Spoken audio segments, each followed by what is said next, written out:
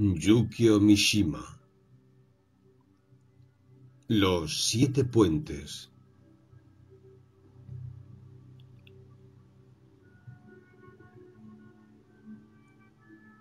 Eran las 11:30 de una noche de luna llena del mes de septiembre.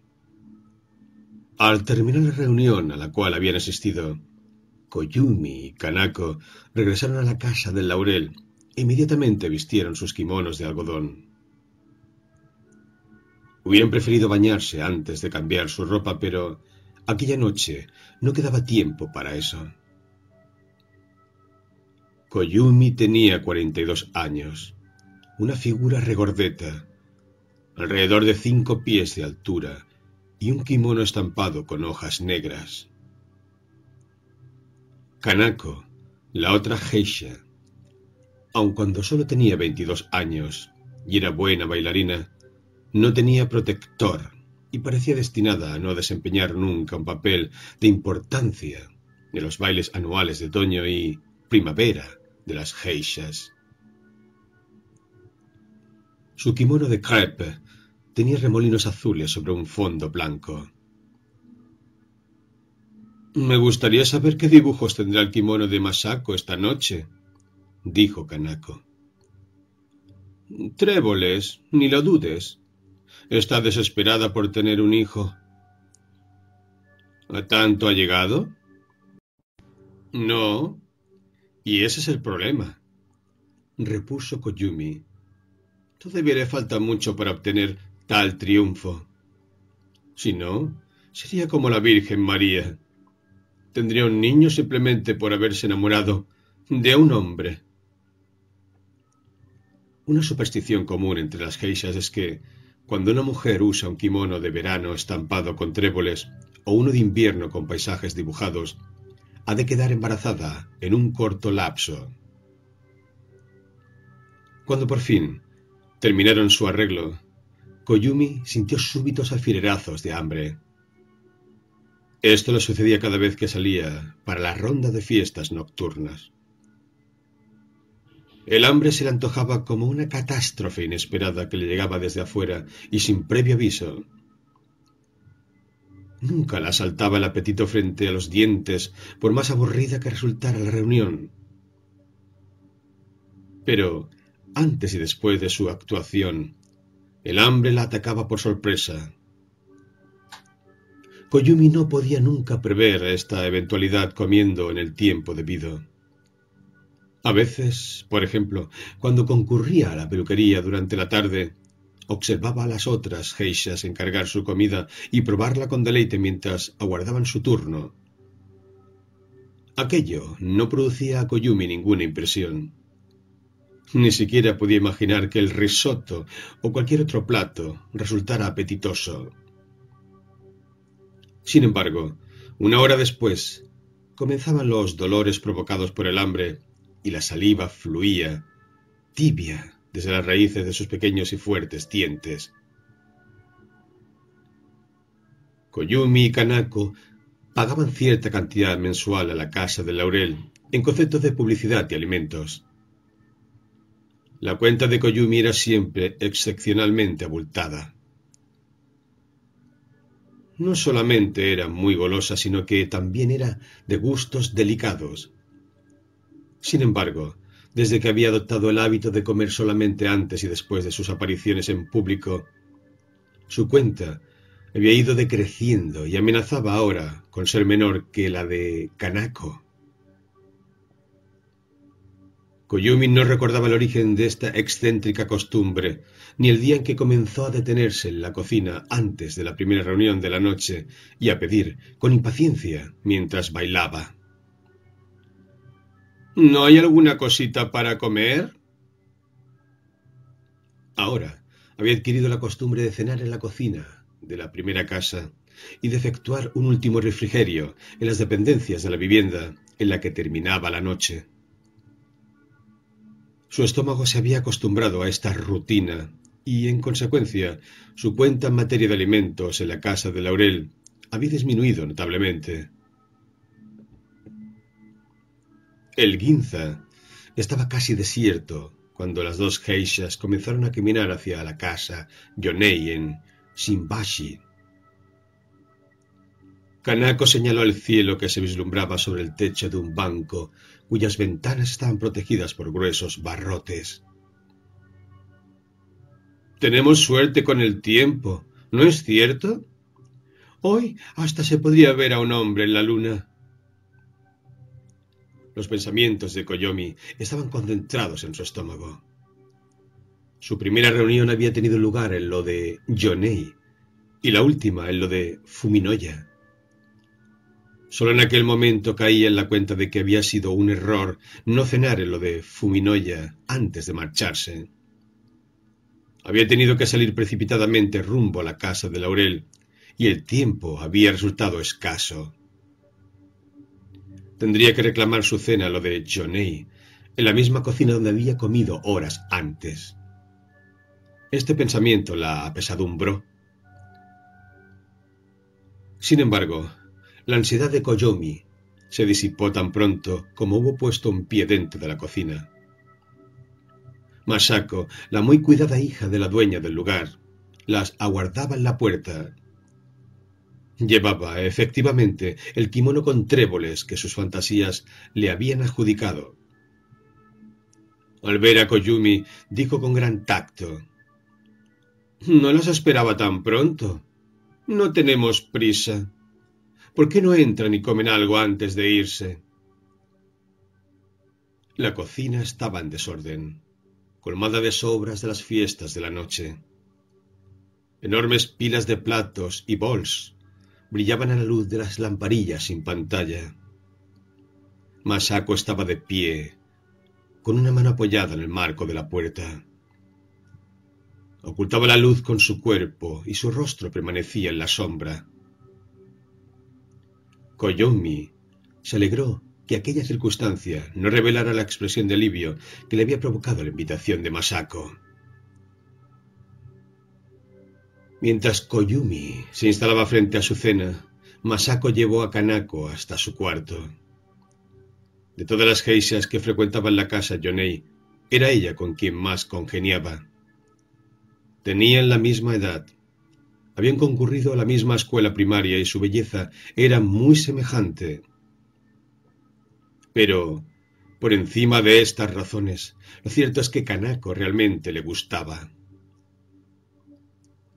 Kanako era tan modesta que parecía lista para ser arrebatada por la más ligera brisa. Sin embargo, había acumulado toda la experiencia necesaria y una palabra dicha por ella, como al descuido, traía enormes beneficios a Masako. La alegre Masako era, por el contrario, tímida y aniñada en todo lo referente al amor. Su puerilidad era de todos conocida, y su madre estaba tan segura de la inocencia de la muchacha que el kimono con tréboles no había despertado sus sospechas.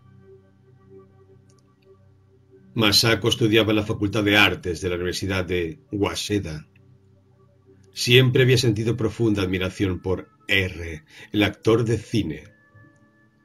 Esta pasión no había hecho sino aumentar desde el día en que el actor visitara la casa Yonei. Su habitación estaba atiborrada con fotografías del astro, y había encargado un jarrón esmaltado con su foto junto a él, obtenido en ocasión de tan memorable visita. Se destacaba sobre su escritorio, siempre lleno de flores. Kanako se sentó y dijo: «Hoy dieron a conocer el reparto». Frunció su boca en un mohín. «¿Ah, sí?» Apenada por Kanako, Masako fingió no estar enterada del asunto. «No he conseguido más que un pequeño papel.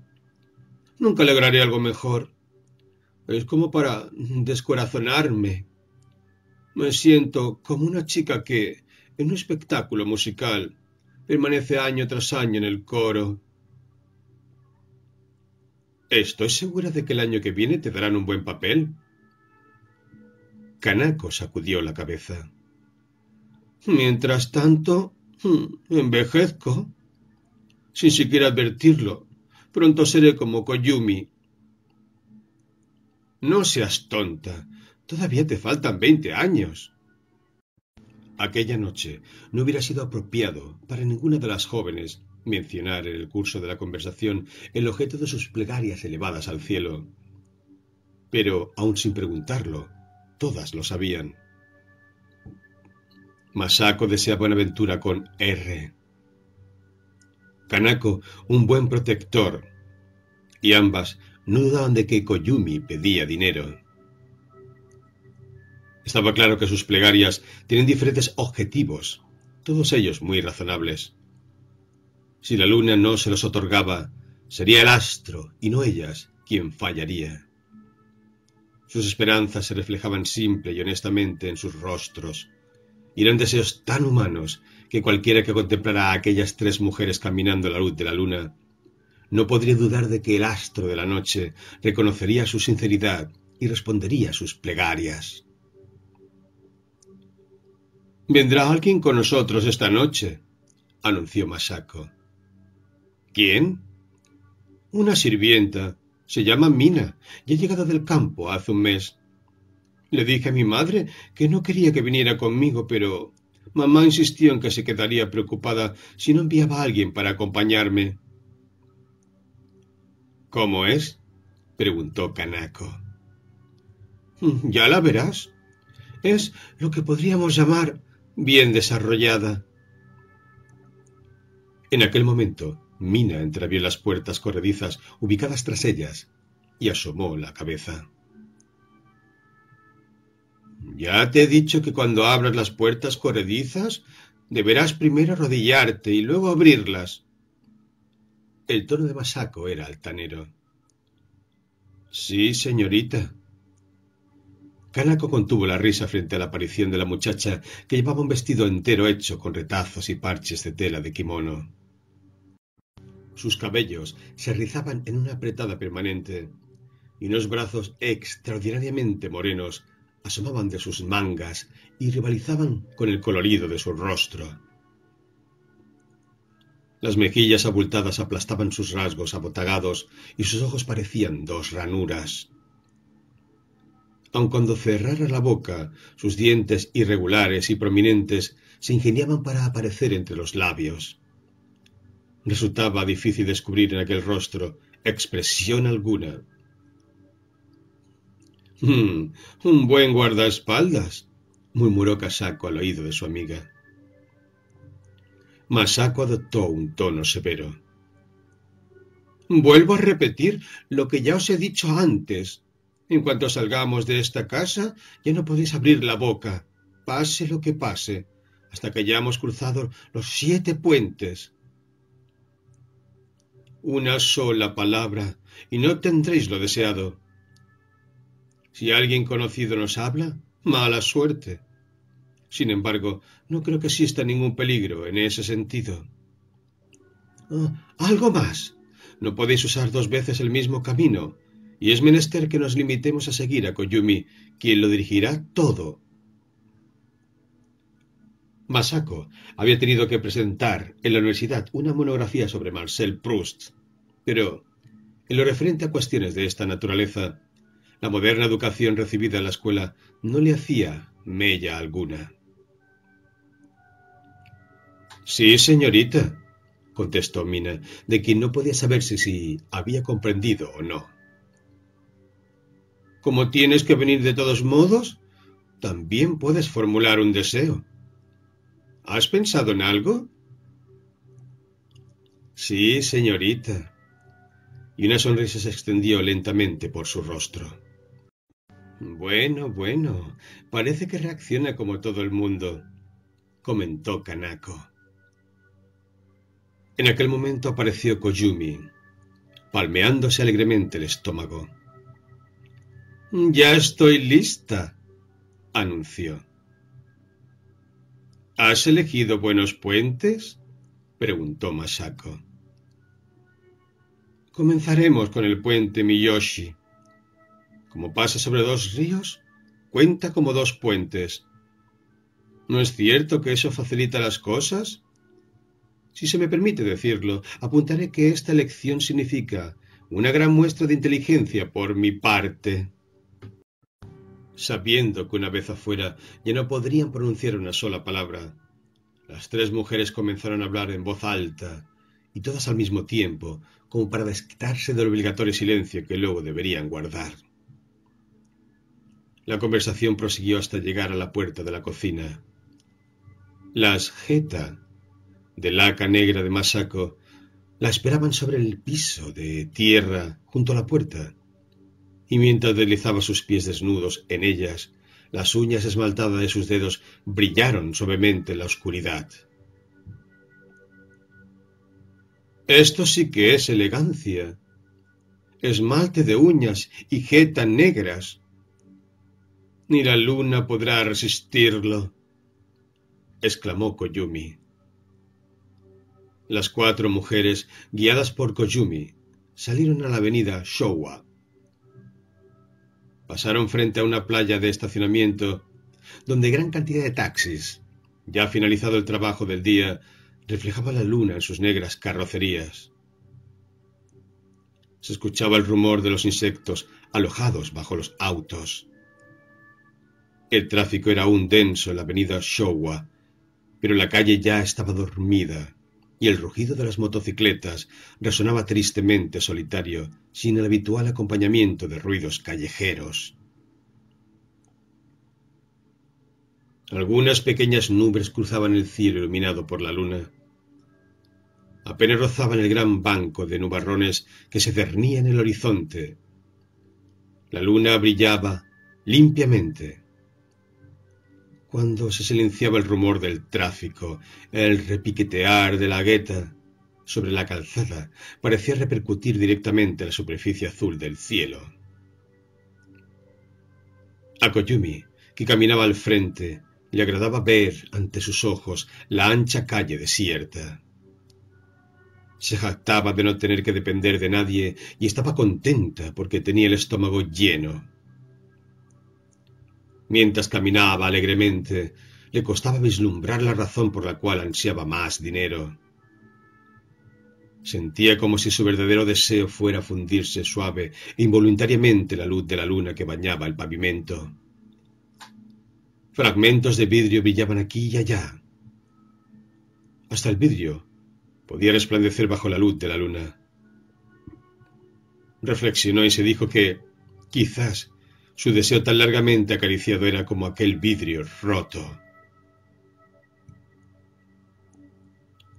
Masako y Kanako, con los meñiques entrelazados, iban pisando la larga sombra que Koyumi arrastraba a sus espaldas.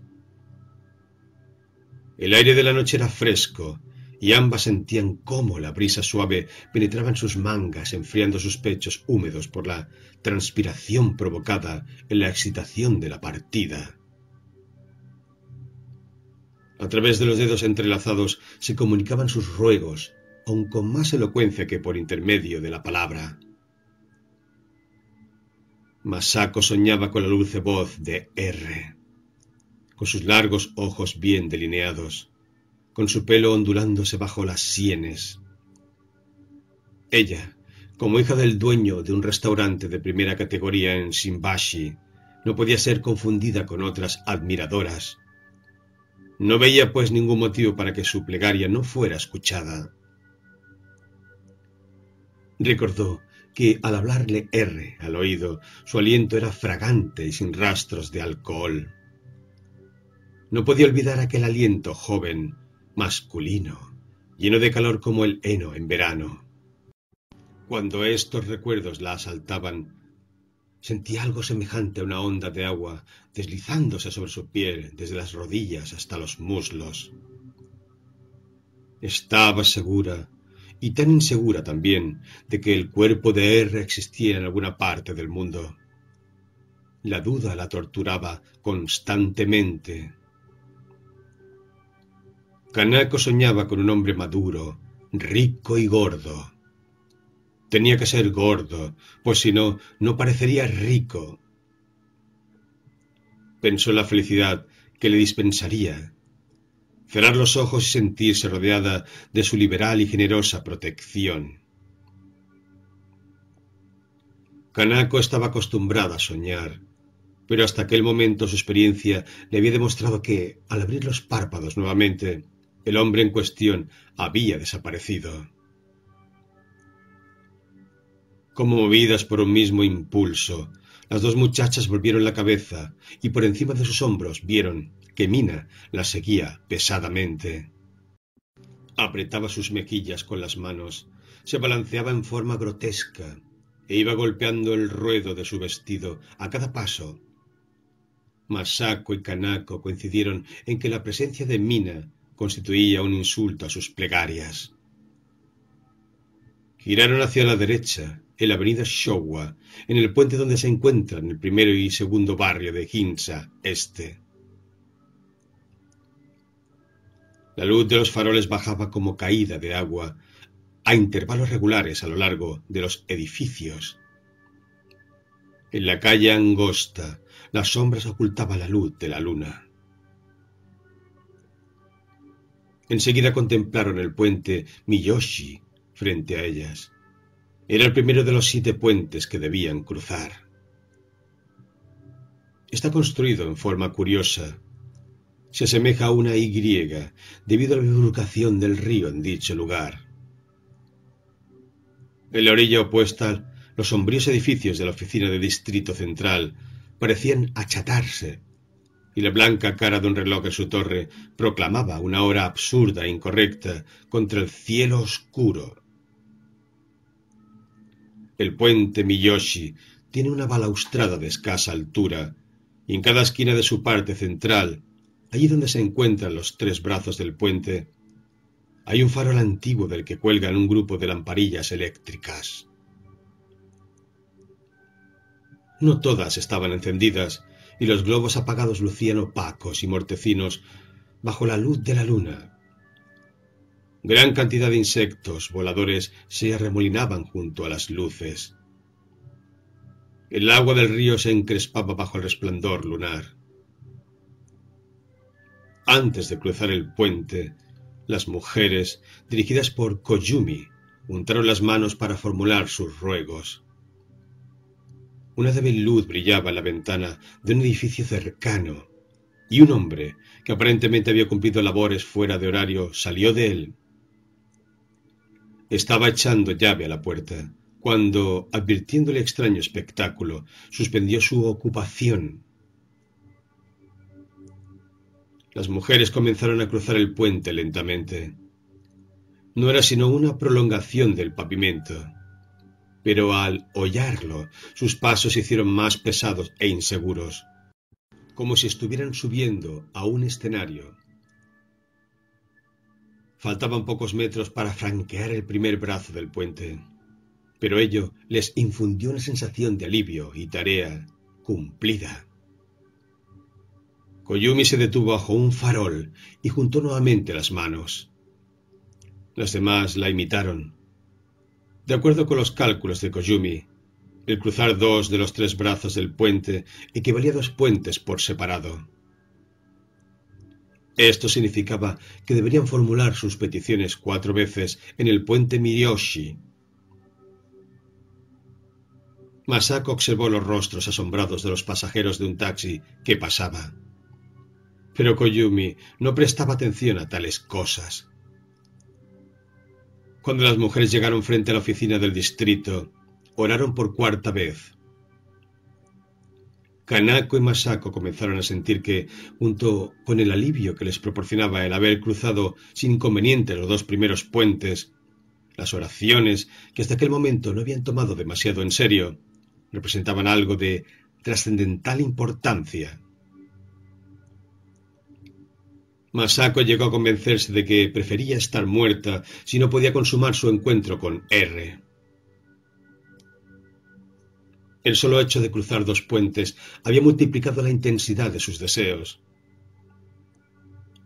Por otra parte, Kanako creía ahora que la vida no merecía la pena de ser vivida si no encontraba un buen protector. Sus corazones se llenaron de emoción y los ojos de Masako se humedecieron repentinamente. A su lado, Mina, con los ojos cerrados, mantenía reverentemente las manos juntas. Masako no dudó de que, cualquiera fuera la plegaria de Mina, jamás sería tan importante como la suya. Sintió desprecio y también envidia por la cueva vacía e insensible que era el corazón de la sirvienta. Caminaron hacia el sur, siguiendo el río hasta la estación de tranvías. El último coche había partido hacía ya largo rato, y las vías que quemaban durante el día bajo el sol de otoño eran ahora 2 líneas blancas y frías. Antes de llegar a la estación, Kanako había comenzado a sentir extraños dolores en su abdomen. Algo le había caído mal. Los primeros síntomas de un calambre se desvanecieron a los 2 o 3 pasos seguidos por la sensación de alivio al olvidar el dolor. Mientras se felicitaba por ello, el calambre comenzó a atenacearla nuevamente.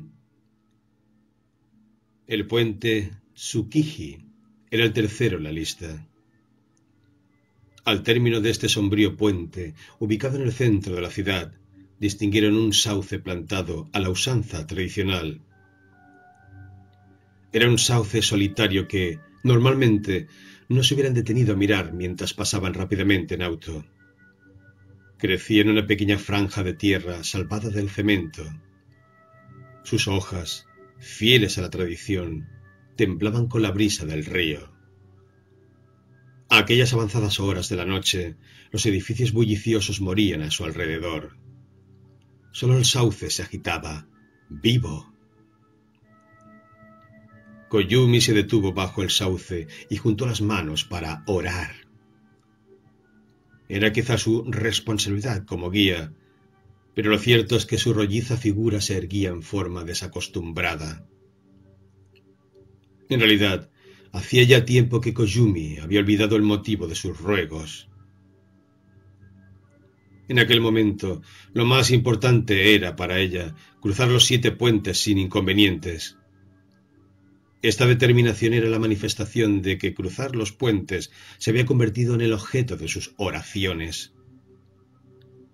Podrá parecer esta una meta bastante peculiar, pero, como sus repentinos ataques de hambre, pertenecía a su modo de vivir.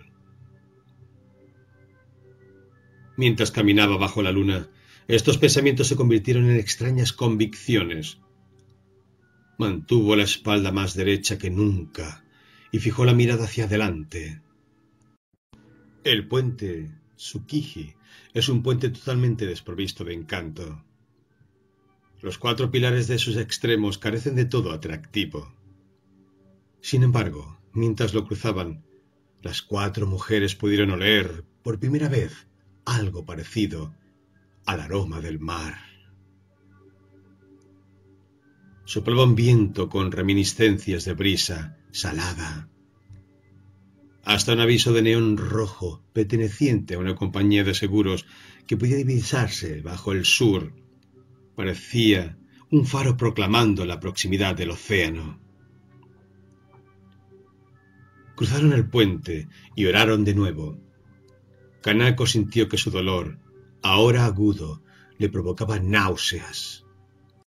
Pasaron por la terminal de tranvías y caminaron entre los viejos edificios amarillos de las empresas S y El Río.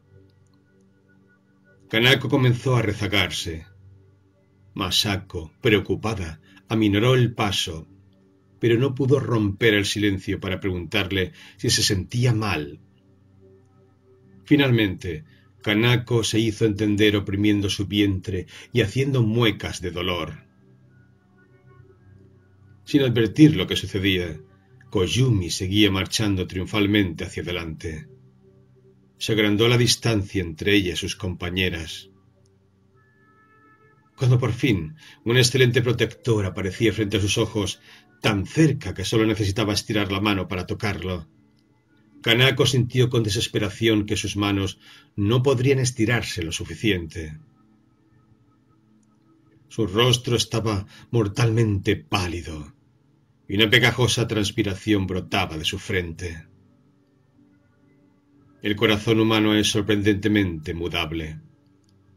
A medida que el dolor de su abdomen se hacía más intenso, Kanako comprendió que cuanto había deseado con tanto fervor minutos antes, perdía toda realidad y sólo quedaba reducido a un sueño pueril, irreal y fantástico.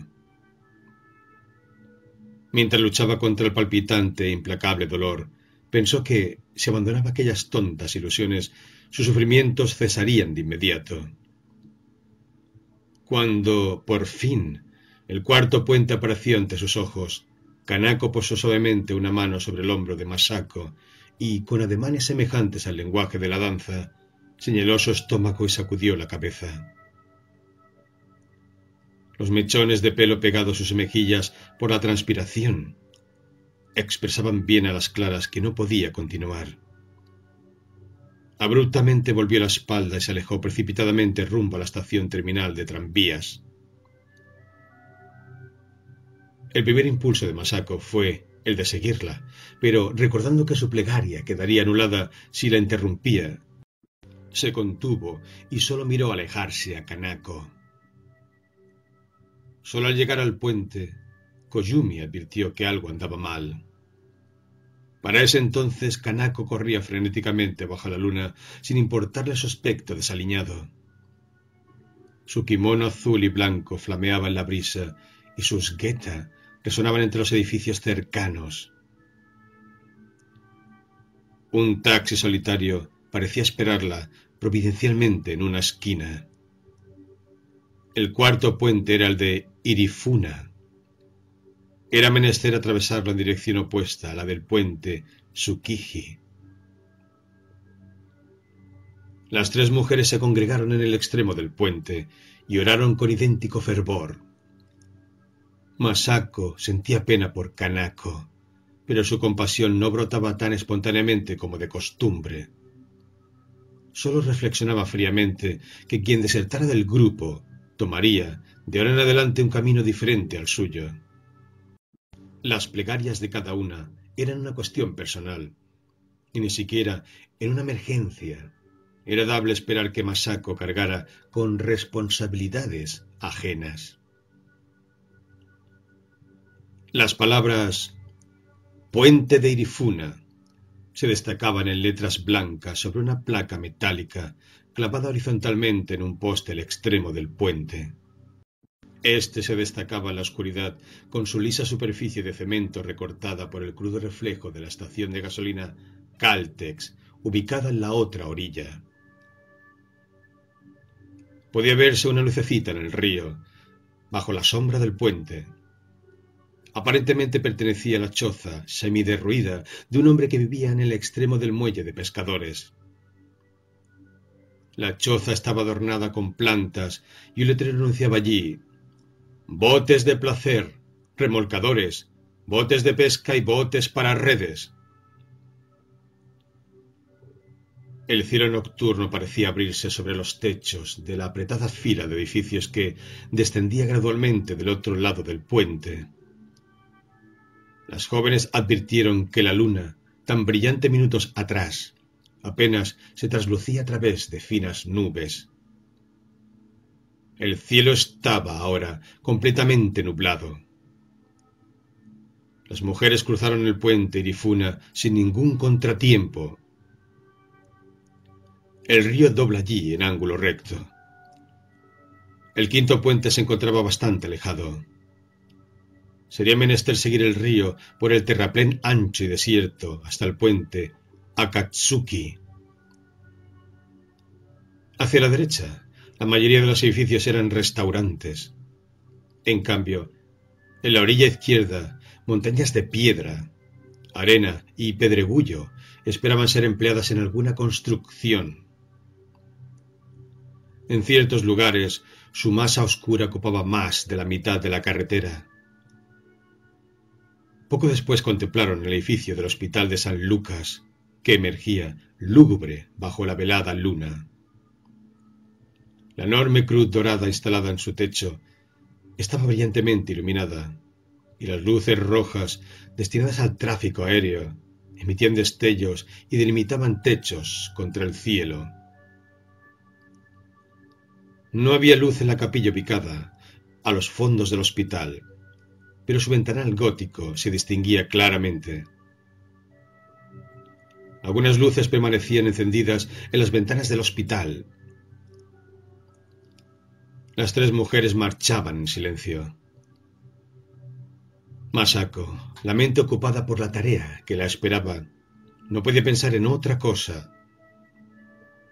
Sin advertirlo, habían acelerado la marcha y ahora estaba bañada en su transpiración.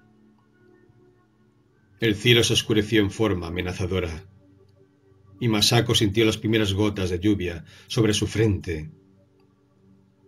Afortunadamente, aquello parecía no tener intenciones de convertirse en un aguacero.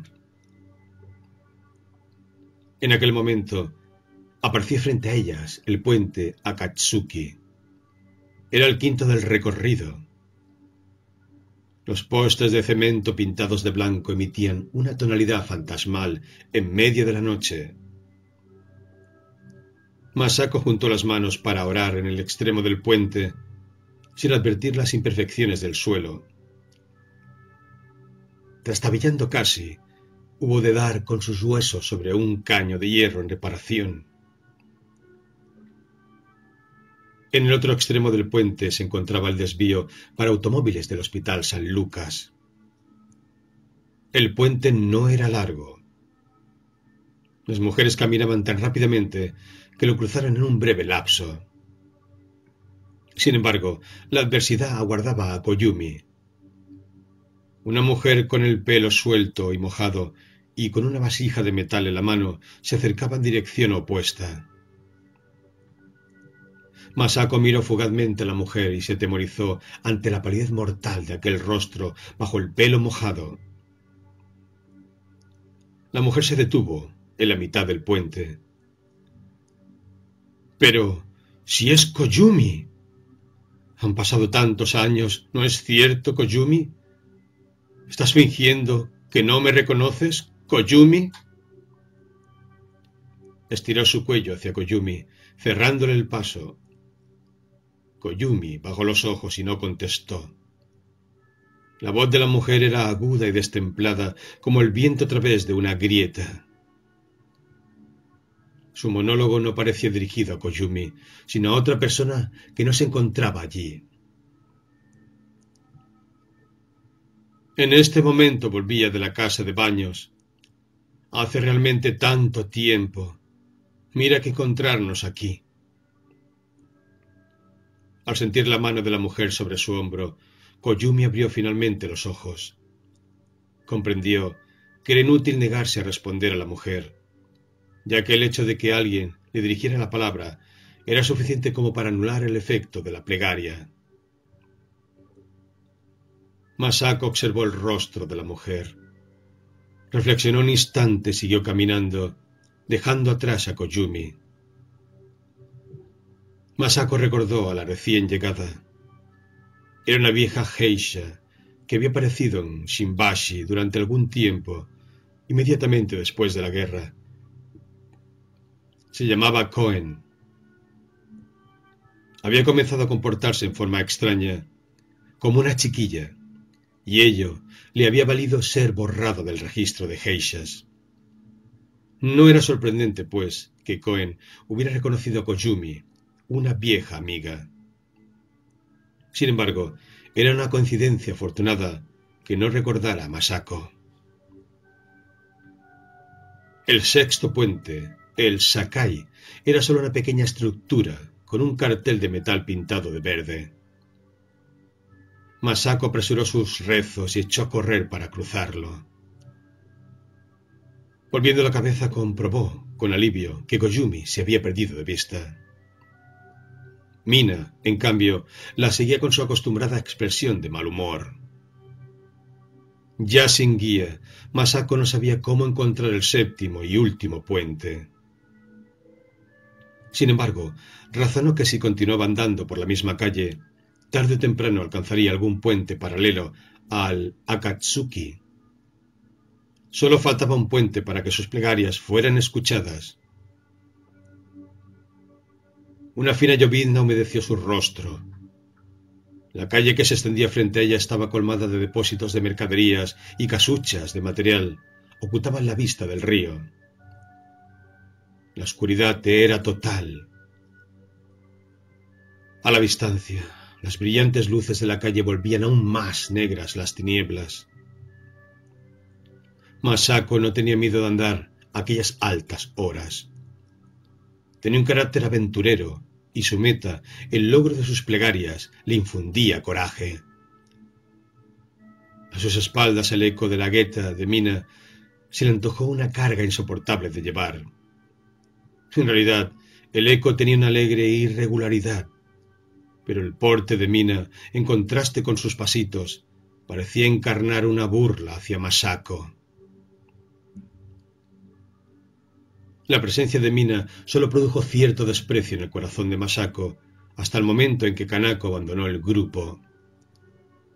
Desde aquel instante comenzó a pesarle, y ahora, que estaban solas, Masako no podía evitar sentirse molesta frente al enigma que significaban las plegarias de la muchacha campesina. No era agradable verse seguida por una mujer impasible de insondables ruegos.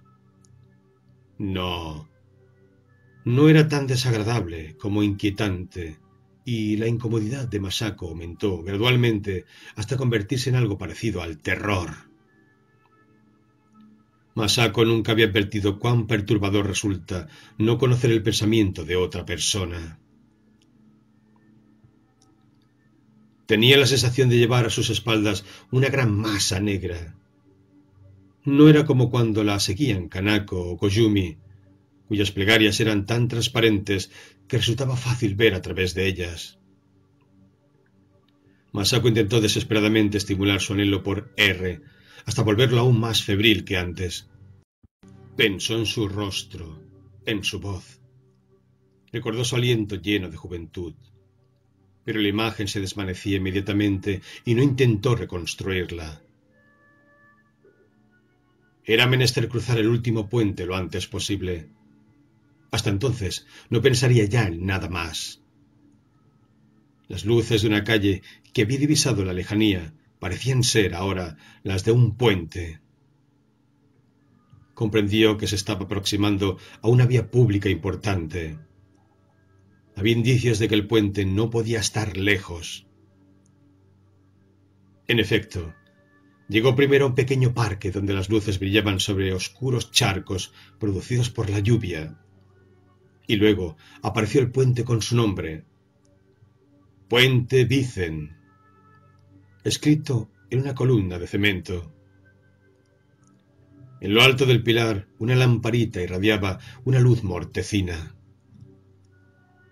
Masako divisó a su derecha el templo de Tsukiji, Onganji, con su techo verde levemente abovedado. Debería cuidarse al cruzar el puente de no regresar por el mismo camino. Masako suspiró con alivio. Entrelazó sus dedos para orar en el extremo del puente, y esta vez, para enmendar la superficialidad de sus rezos anteriores, lo hizo cuidadosa y devotamente. Por el rabo del ojo podía observar a Mina, quien, remedándola, apretaba piadosamente las gruesas palmas de sus manos. Verla molestó tanto a Masako que se apartó de la oración para murmurar a media voz: «Ojalá no la hubiera traído. Es verdaderamente exasperante». En aquel mismo instante, una voz de hombre la interpeló. Masako se puso tensa. Un policía se había detenido a su lado. «¿Qué está haciendo aquí a estas horas de la noche?» Masako no podía contestar. Una palabra arruinaría todo. Advirtió de inmediato, a través del apurado interrogatorio, que el policía, al verla orando en medio del puente, le había tomado por una suicida en potencia. Masako no podía hablar. Era necesario hacer comprender a Mina que lo hiciera en su lugar. Tironeó del vestido de la sirvienta e intentó despertar su inteligencia. Por más obtusa que fuera Mina, parecía imposible que no pudiera comprender sus señas. Seguía con los labios obstinadamente sellados. Masako advirtió con desaliento que Mina, fuera por obedecer las instrucciones originales o por proteger sus propias plegarias, estaba resuelta a no hablar. El tono del policía se hizo aún más áspero. «Contésteme. Exijo una respuesta». Masako decidió que lo mejor que podía hacer era intentar ganar el otro lado del puente y explicarlo todo cuando hubiera realizado el cruce.